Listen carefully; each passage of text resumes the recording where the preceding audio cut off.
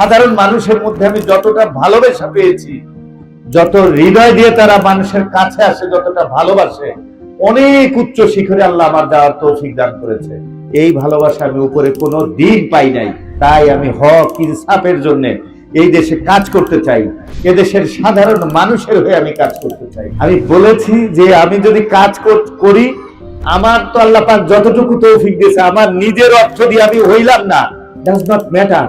আমার চাইতে অনেক হয়তো আপনাদের দৃষ্টিতে ভালো ক্যান্ডিডেট আছে, আপনারা ভোট দিবেন।